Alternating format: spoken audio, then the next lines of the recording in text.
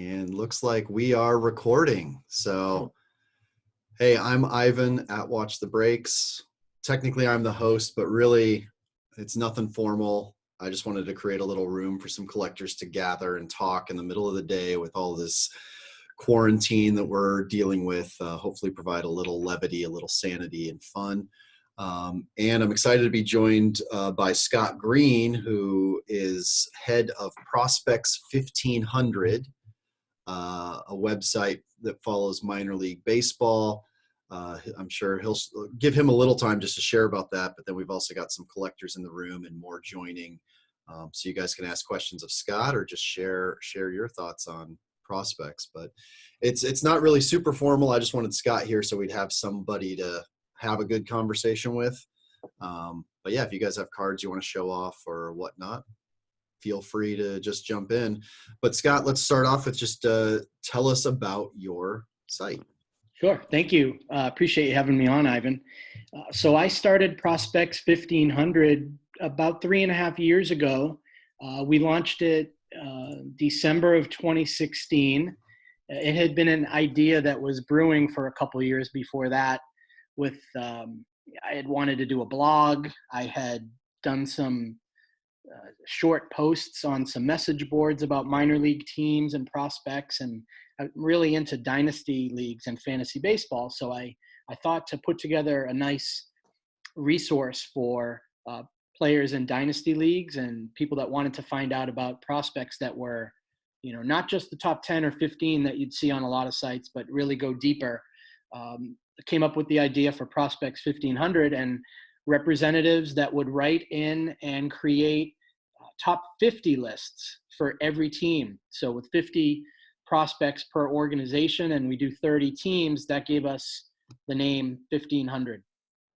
So you're going to show us the website right now. Thank you. Yep. So every January, each day of the month, we drop a top 50 list for a different organization.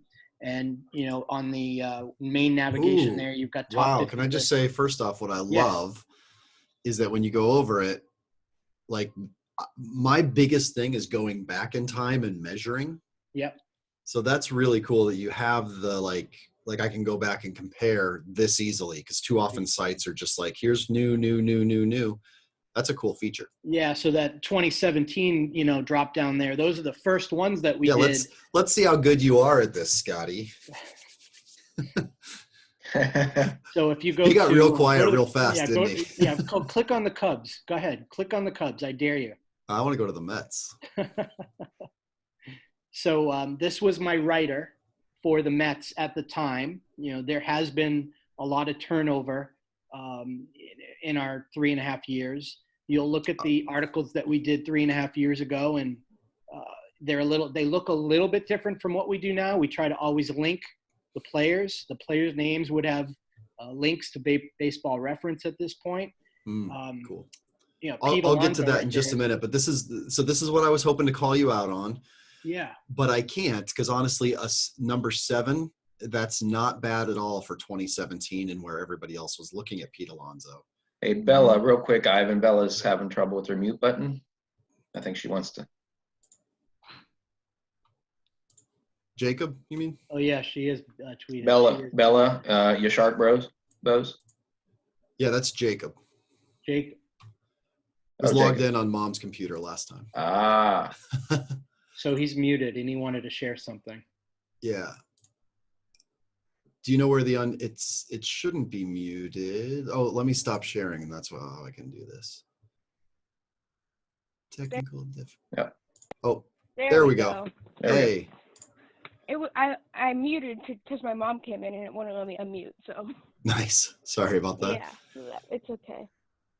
But yeah, I was just saying that I started following Pete Alonso right around this time, and nobody was listing him this high. So you just got a little cred in my book, Scott. Okay. All right. So that was, that was my Mets writer at the time. And the idea for the website was to have a different writer cover each of the organizations.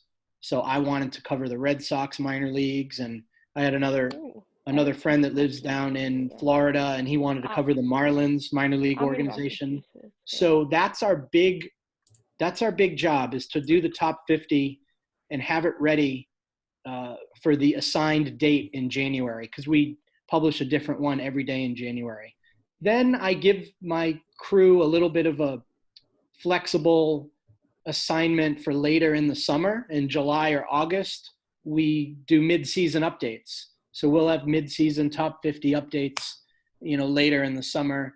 This year is totally up in the air, because the list that's right now might not even change much for later this summer, but we'll see how things go. And then the rest of the year, all season long and even into the off season, my crew are writing and publishing, all different sorts of articles, just to keep content added to the site. You can see right here from the homepage, last Saturday, I dropped a letter from me about what's happening with the whole coronavirus. My Twins guy, did a recap of spring training, Twins prospect performances. Jake Berry, my Braves correspondent, really wanted to do a little piece on Phil Pfeiffer, who's a 27-year-old. Can you hit that Twins one? There you go. So he kind of just went through some of the top prospects for the Twins and how they did in spring training. I live in, if I can interject, I live in Pensacola, Florida, which we have the Blue Wahoos here, which is a AA affiliate, and it was the Reds affiliate up until a year ago. And it's just recently switched over to the Twins. So like Alex Kirilloff, Royce Lewis, et cetera, those guys played here in the past year. Yeah. I'm in Massachusetts, so I'm a big Red Sox fan. So like, I know how Ivan was talking about how he was following Pete Alonso around 2017. Who I started following Michael Travis around that time. Yeah. So it's kind of cool to see him up in the majors So now. this is cool. Something else though that I like is if we go back to Twitter. Also, how funny is it, all the Panini ads that I'm getting served on those sites? That tells you what I browse the most.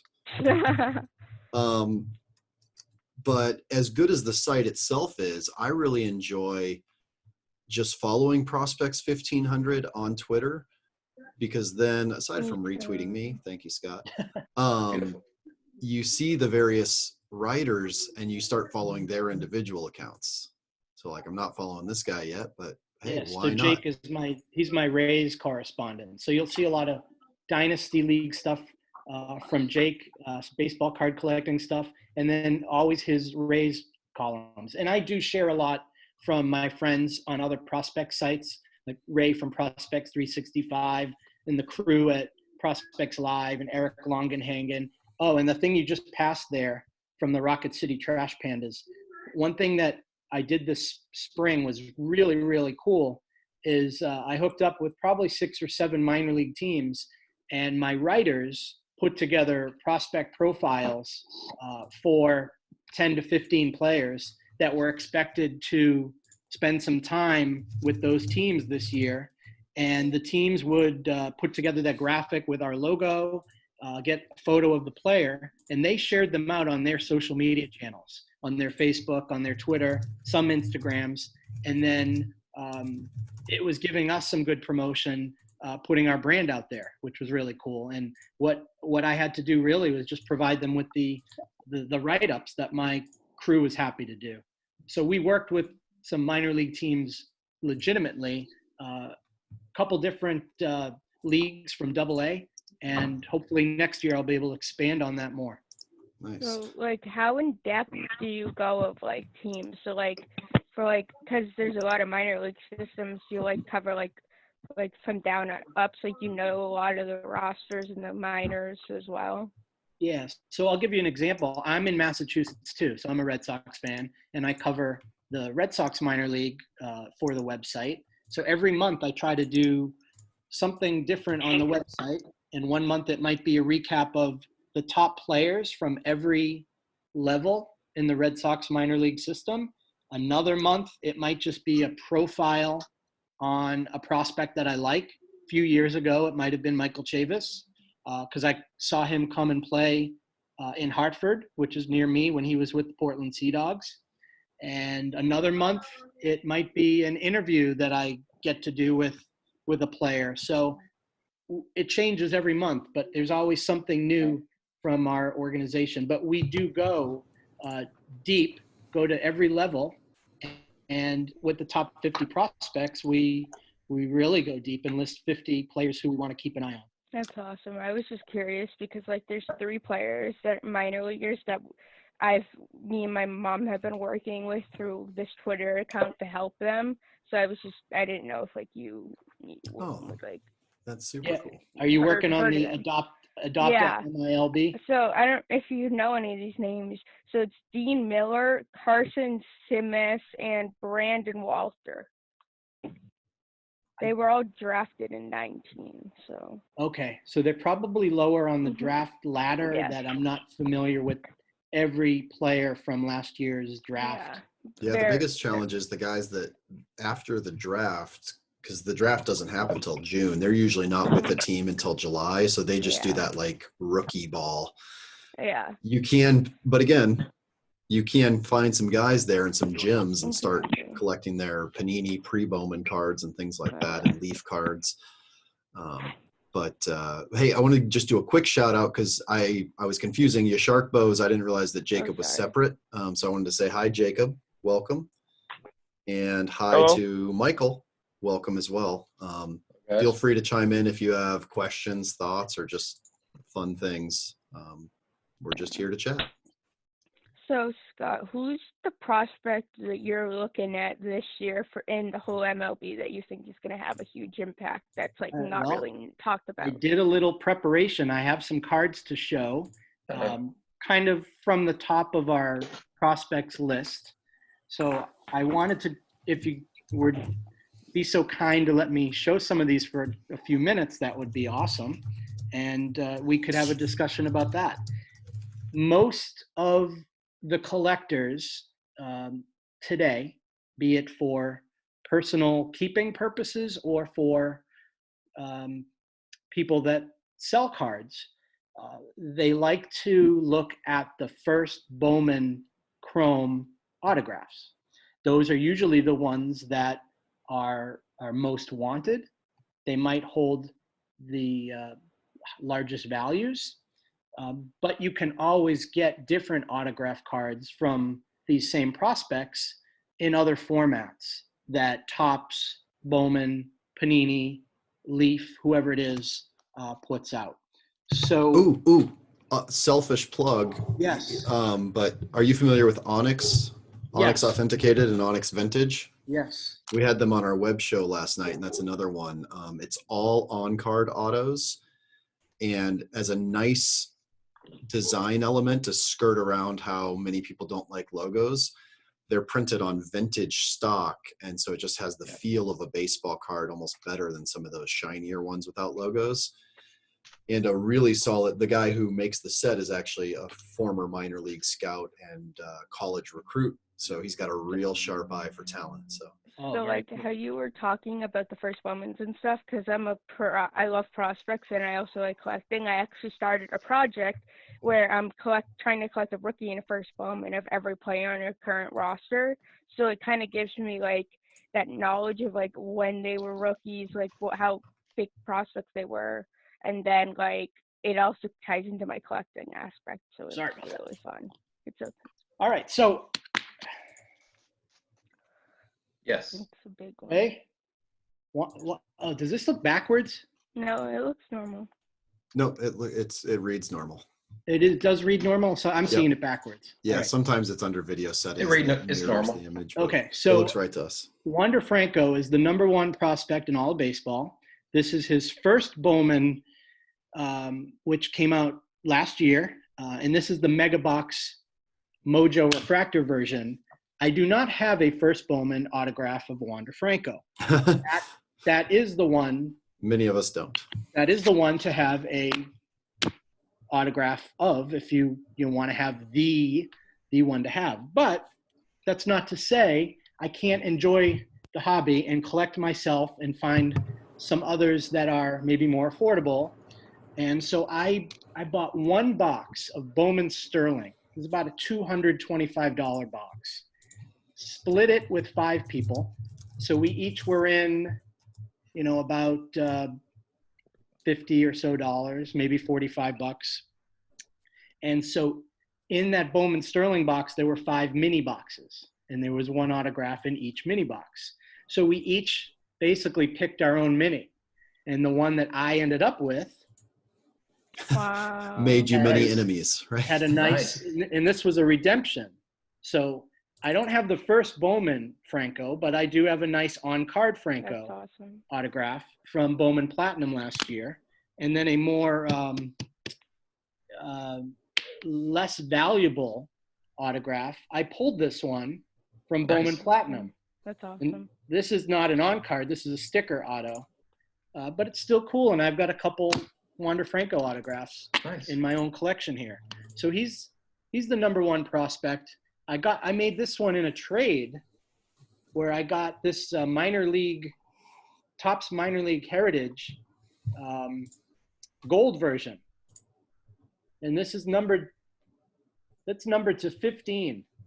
Not an autograph, but probably a very valuable card. Oh yeah, I've got one, a different one numbered to 15 of Christian Santana, and that's a $30 or $40 card. So hey, Michael, we got video on you. Good to see you. So for the Wander Franco one, that's pretty good. Oh yeah, fantastic. Can I jump in, Scott, and ask you this? I believe the question a second ago, and correct me if I'm wrong, your Shark Bows, was who's the number one prospect for 2020? No, I asked. Or in general? No, it was more of like who is one of the top prospects that like he's most interested in that is kind of like under the radar. That's not like Wander Adley level. Under the radar. Okay. That's a good question. If I can just put that aside for a little bit, I'll definitely address that. I was just going kind of with the top 3 or 4 people here. A lot of people think that the number 2 prospect in all of baseball, according to our Prospects 1500 overall top 199 that we released a couple weeks ago, Joe Adell from the Angels. And he had, there you go, beautiful card. So I had it keyed up because I knew his name was coming. Awesome. So that was a 2019 gold shimmer, maybe? Yes, that is correct. The Mega. Is there a way to take the background off for a minute, or is there privacy stuff behind you? Yes. Hold on. Let's see what I can do. I will show that card off here. Because I just made you the big screen here, Florida. So I don't have the first Bowman autograph for Joe Adell. That's 2017. It's also a short print. It is. I did not know that. Yeah, it's a very, very short print. So I had one for a hot minute and flipped it. So that's that's a beautiful gold shimmer of Adell from Mega Boxes in 2019.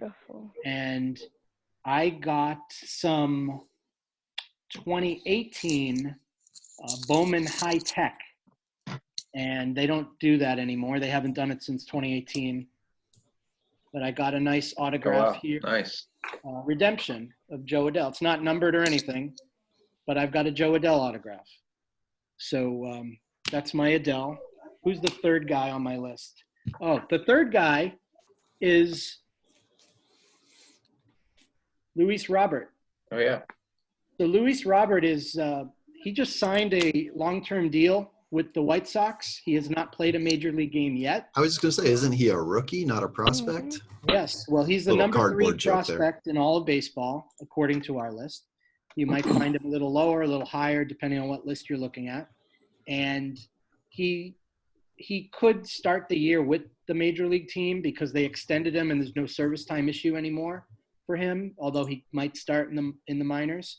But his first branded rookie card, where's the logo?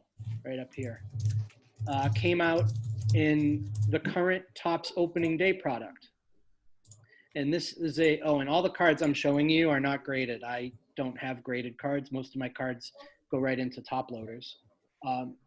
Topps opening day, which is an inexpensive product that you find in retail. This is a super short print that is one of the hottest cards going right now today. Have you seen the Gypsy Queen while we're at it? Yes, and that's so that's nice. The second card, which is very cool. I've got a Gypsy Queen case that I'm going to be breaking here in the next week or so that's coming. So I'm hoping to have some of those. But his first Bowman Chrome cards were in 2018.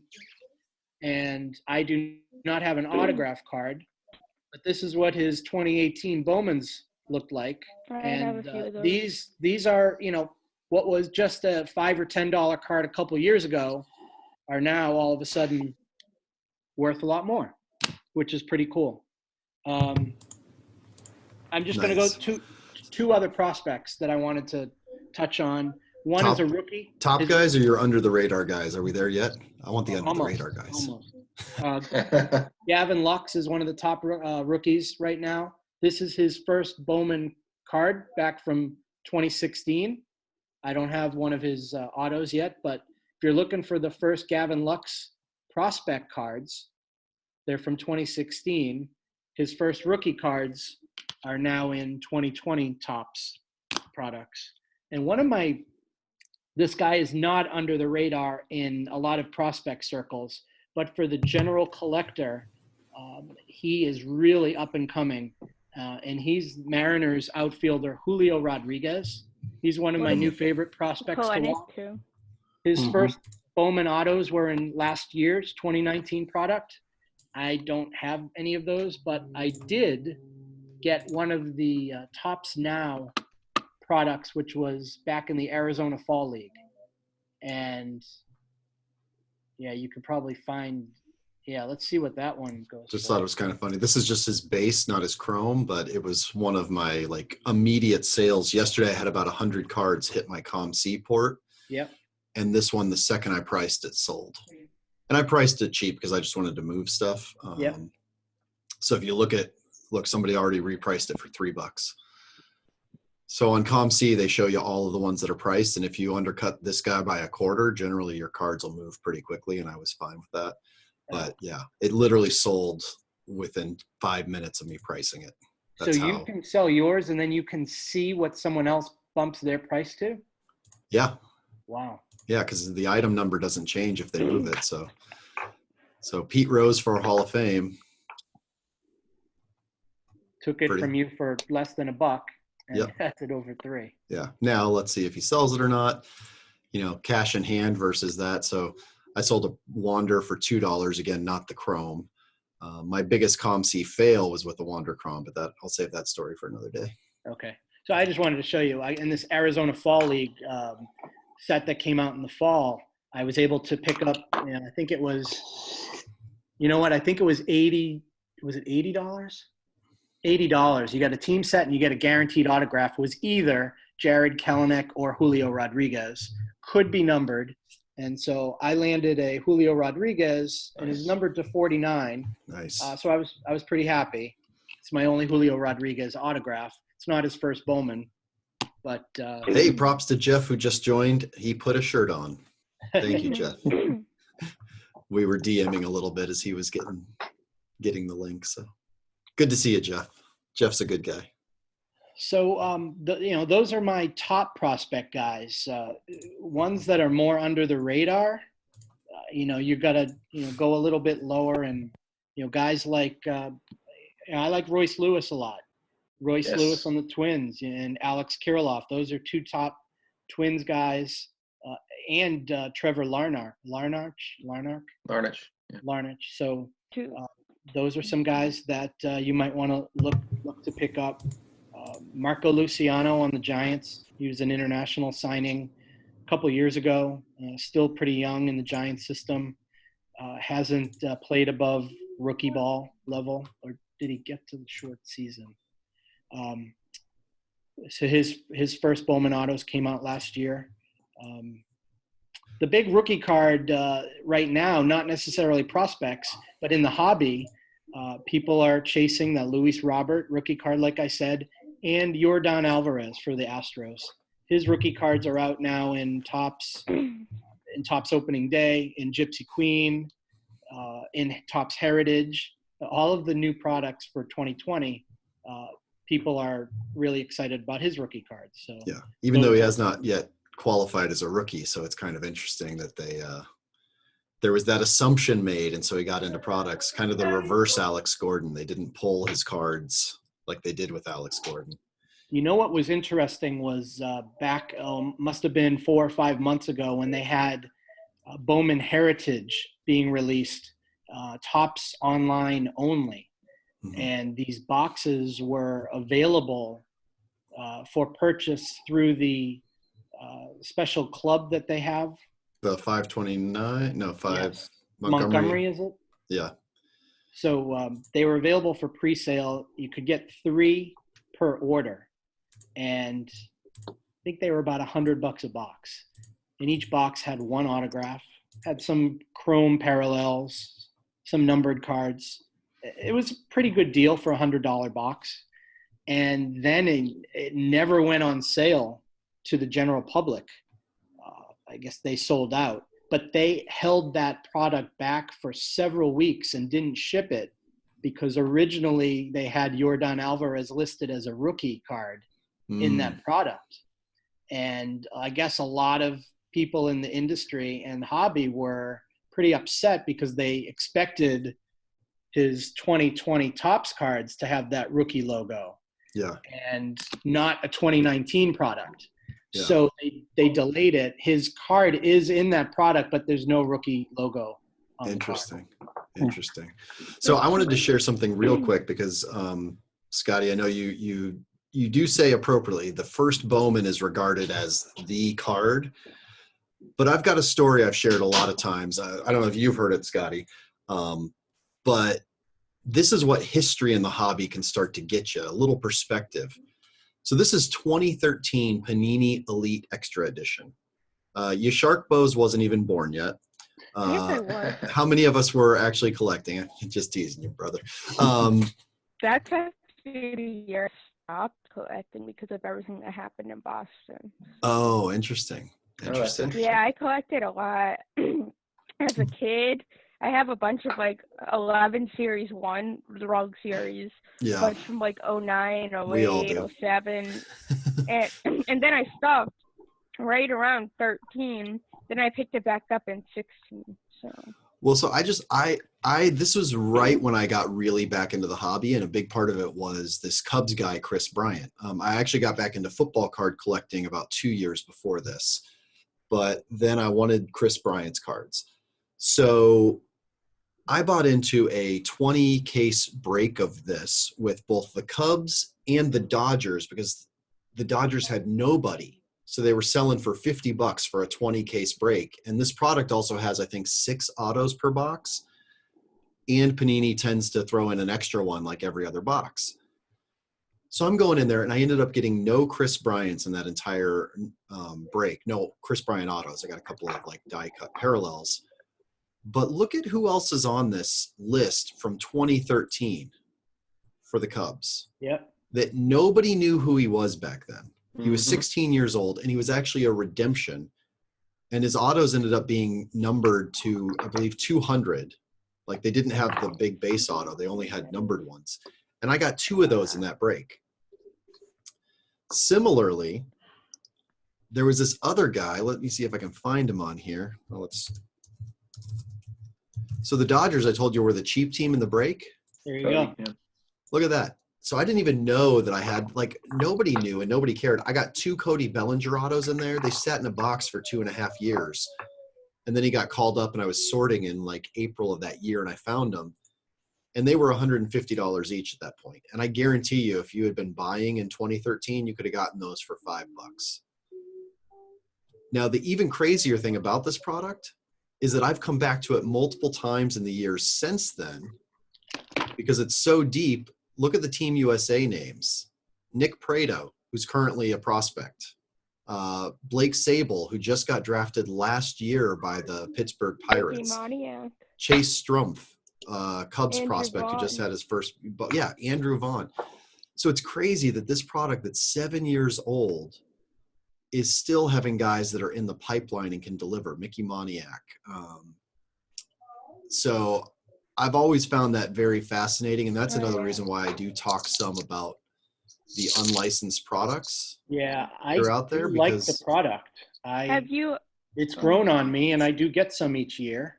and for Me too. $85, and you get a box with 10 hits. Ivan, have you ever checked the 2011 Elite checklist?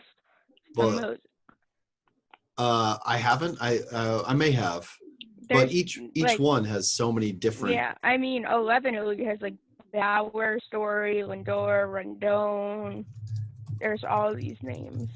Yeah, Rendon's a perfect example. So that's one reason why I also tell people, like, it frustrates me a little when people are so hit focused that they post a box of something and say, well, I didn't get my value. It's like, you may not know. Oh, they don't have a checklist. For a few years. You might not know for a few years. Yeah, you might not know for 6 years. I mean, imagine if Blake Sable, who I actually really like because he went to USC, which is local. Imagine if he has a breakout year in 2 or 3 years when he comes up to the Pirates. Right now, I just bought a guy from 2020 Stars and Stripes from Panini, Lorenzo Carrier. The guy is a junior in high school, but he's already got a huge frame, big bat, and is committed to Miami.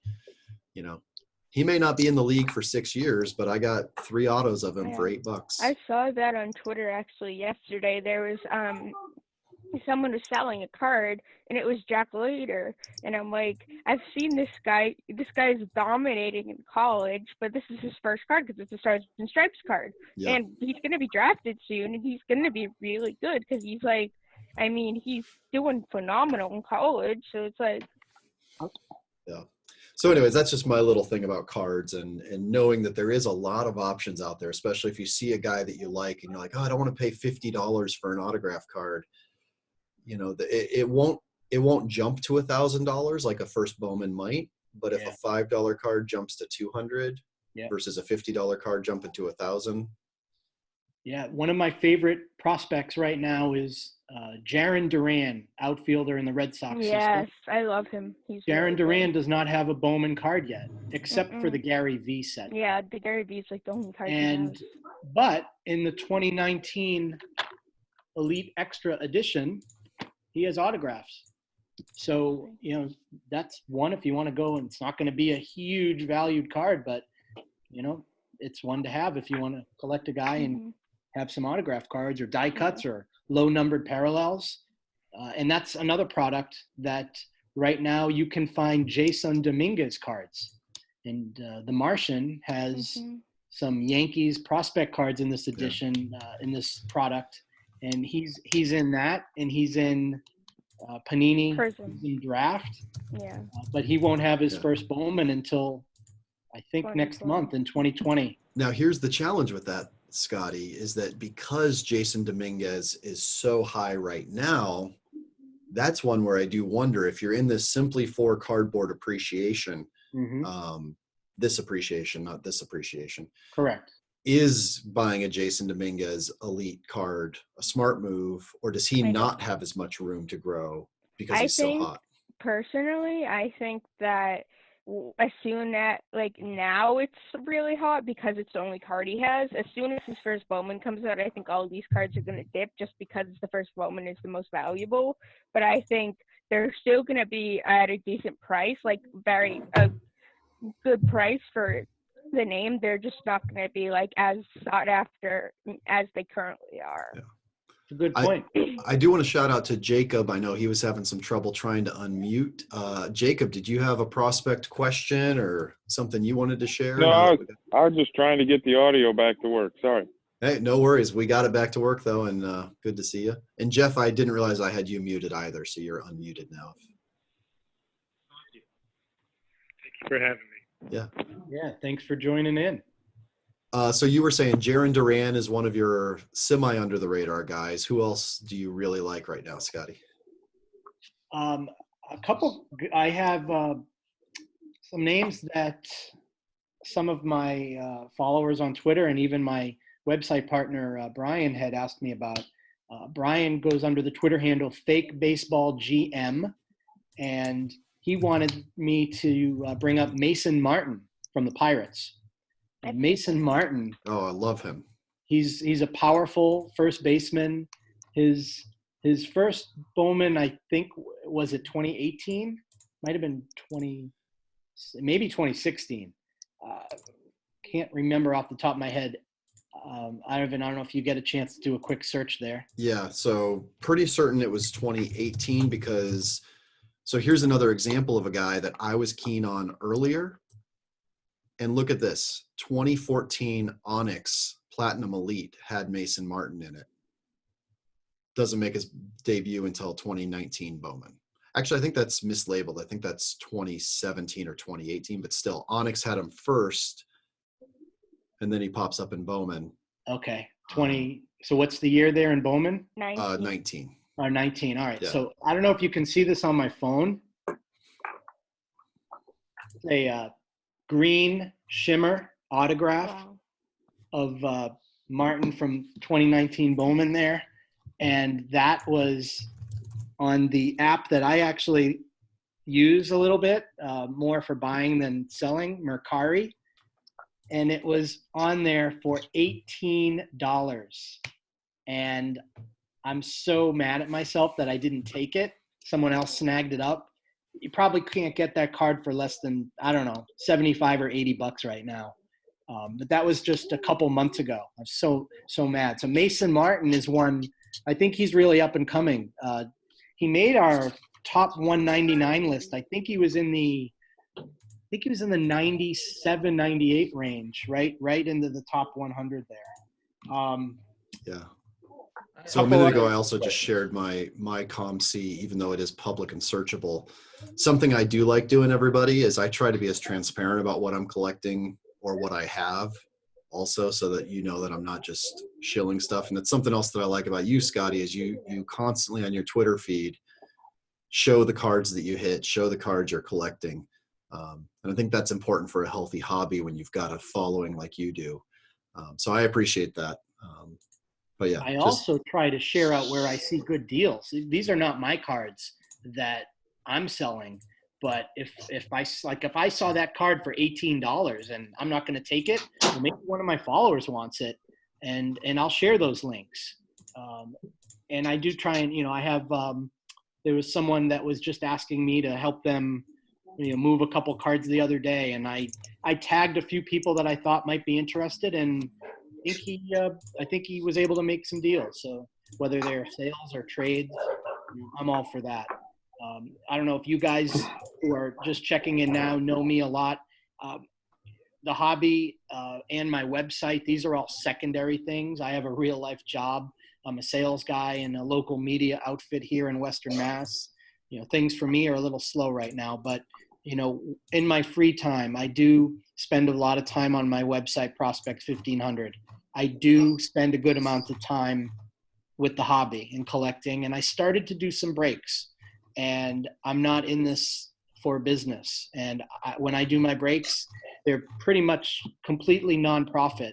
And I'll be transparent and let people know what my cost is on the products. And then, whether it's pick your team or random, or we're doing a draft tonight.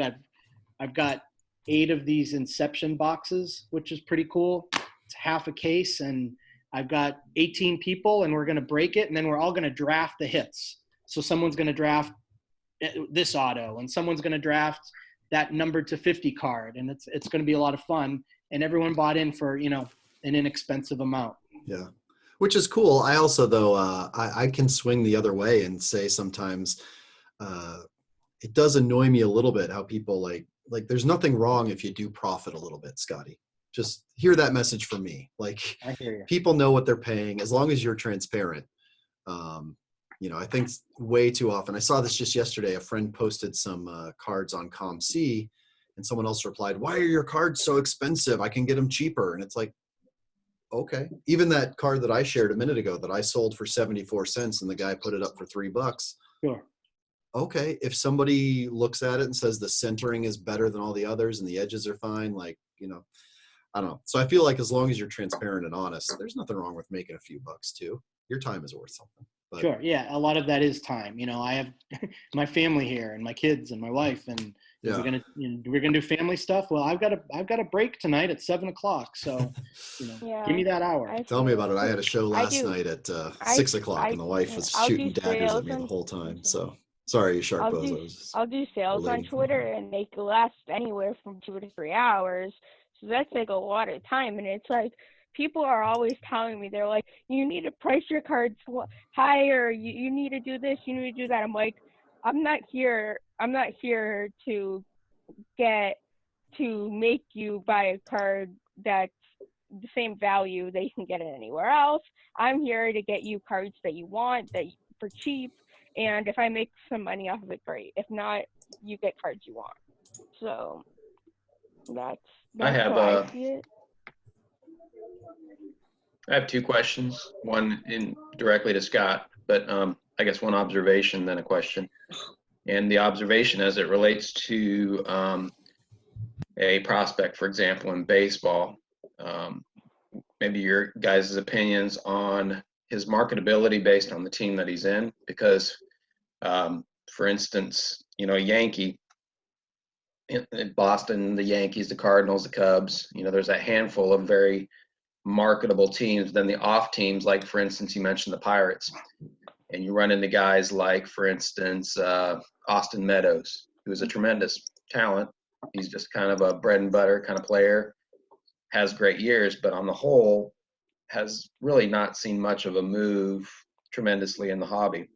And I'm afraid that as it relates to prospecting and the hobby, we'll see these college, stars or these minor league stars, and then they get to their respective teams and it's like they go dormant because they're just not playing for a very flashy franchise. So how do you kind of balance that?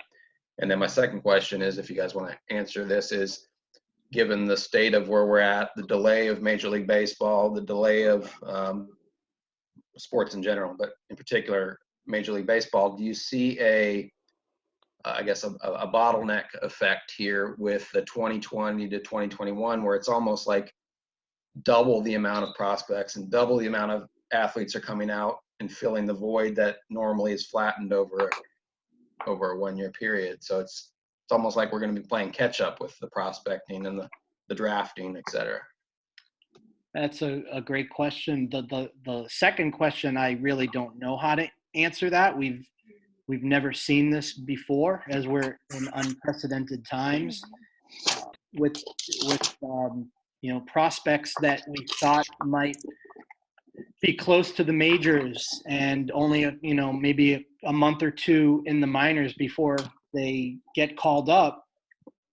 That very likely now could be pushed back, where we might only have a season that's a few months long. So these prospects timeline, ETA to the majors, might get pushed back until next year as it is. College, the amateurs, the college kids, and maybe even these international signees that are 15 and 16 years old, we don't know what's going to happen. We don't know if the MLB draft, I guess there was some news last night about making some format changes, but I don't know how it's all going to play out. So if kids do get drafted this year, they might not even get any playing time on the field, where some usually do get rookie ball, even up to short season A ball, even maybe low A their first year. That might not happen this year. So it's really tough to answer that. I'm doing the best I can, but Ivan might have some thoughts on that. Your first question, totally in agreement. Oh yeah, sorry. Those higher market teams, the Chicagos and LA, New York, Boston, their prospect cards and those players are even in more demand. So their values will stay up there, will increase. People like Mason Martin, Austin Meadows, kids that are coming out of the Pittsburgh system, maybe they move to the Tampa Bay system. I don't know, unless he's an MVP, his values might kind of plateau where they are. I guess that's a cautionary tale because I would consider myself a prospector. Is a cautionary tale of, you see a guy just blowing it up in the minor leagues, and then all of a sudden 5 years later you're like, oh, I forgot about that guy. He was good at one point, and so it's It's a very imperfect science. So I would argue kind of the opposite. However, we hear about that, especially with the Yankees, or even just last night I was talking hockey with Russ Cohen, a guy who knows hockey inside and out. He was saying the Montreal Canadiens. At the same time, I look at it, and the Los Angeles Angels of Anaheim have never been like, they don't even have their name right for their team, and yet who is the most collectible person in the hobby right now? Albert Christian. Pujols. Yeah, Albert Pujols. Andrelton Simmons. Yeah. So I think that there does come a point where performance ends up just being the dominant factor. If somebody is talking, Ivan, you're talking about the aberration. Mike Trout's statistics aren't even like generational. They are like, yes, I am. But if we're talking about prospecting also, yes, Acuna's prices for a season and a half that were pretty good are priced as if he's going to be Mike Trout. Right. Jason Dominguez's Panini Elite Extra Edition is priced as if he's going to be Mike Trout. So, yeah, I do factor that in. I think that, if you're playing the short game, there's the chance that no matter what, if they get bumped up and they start hitting a home run or two in the first week, it doesn't matter what market they're in. People are going to flock over to them. And if you're playing the long game and you do anticipate some guy having true consistency, look at Yadier Molina as another example. Like, I know a few people, there's enough people that collect him religiously that getting his low numbered autos, even in a new product, gets pretty pricey. So, well, and winning cures things, like even the, exactly. Like the Giants World Series run of about 10 years ago, I guess, when Buster was kind of Buster Posey's top 5 catchers of all time, arguably, however you look at it. He's as cheap of a quote unquote superstar as you can collect, you know what I mean? So and he arguably has the same stats, if not even better stats offensively than, for instance, Yadier Molina. So it's very, I think, contingent upon winning. I use Kawhi Leonard in basketball, for example. When Toronto was making a run, and Kawhi was there a year ago, and they won the championship, it was all about Kawhi Leonard. His MVP, the Raptors, they were exciting. It was a great year for him. And his rookie cards all of a sudden went from like nothing. And he was always a good player. He was always the best defensive player in the league, but never really kind of just heralded in that San Antonio, plain vanilla Greg Popovich system. And they won championships and he was great. And then all of a sudden now it's kind of toned back down. Now there's no basketball period. So yeah. Well, actually, he was somebody I was watching really closely, though, for that exact reason of collector sentiment, that because he started doing this load management thing this year, that to me was a perfect sign of a guy who, if there's even just a flat line for a minute, well, we all knew the Clippers were going to get to the playoffs. And I figured during the playoffs, when he's not load managing, if we're playing the sentiment game. Absolutely. But all that being said, it is almost 11 o'clock here on the West Coast, which probably means it's like 5 p.m. on the East Coast. Correct. I get mixed up a little crossing continents. So I just wanted to give a big thank you to everybody for jumping in. Hope this was a nice little break in your day. I'm going to try to do more of these as the weeks go on. But thank you very much, Scott. So Scott, bring us home with just a reminder of where people can find you online and on social media, and everybody connect on Twitter after this. Absolutely. Thanks for having me as a guest, Ivan. You can find me on Twitter. I'm usually shilling photos of my hits, other people's hits, all of my website articles, and anything really Bruce Springsteen or Western Mass or even pro wrestling. And if you don't like it, turn the channel. At Scotty Ballgame, SCOTTY_Ballgame. And if you would follow us on Twitter at Prospects1500, PROSPECTS 1500. And we're on the website at Prospects1500.com on the internet. So thank you. Awesome. Thanks. Thank you, everybody. Catch you on the Twitter.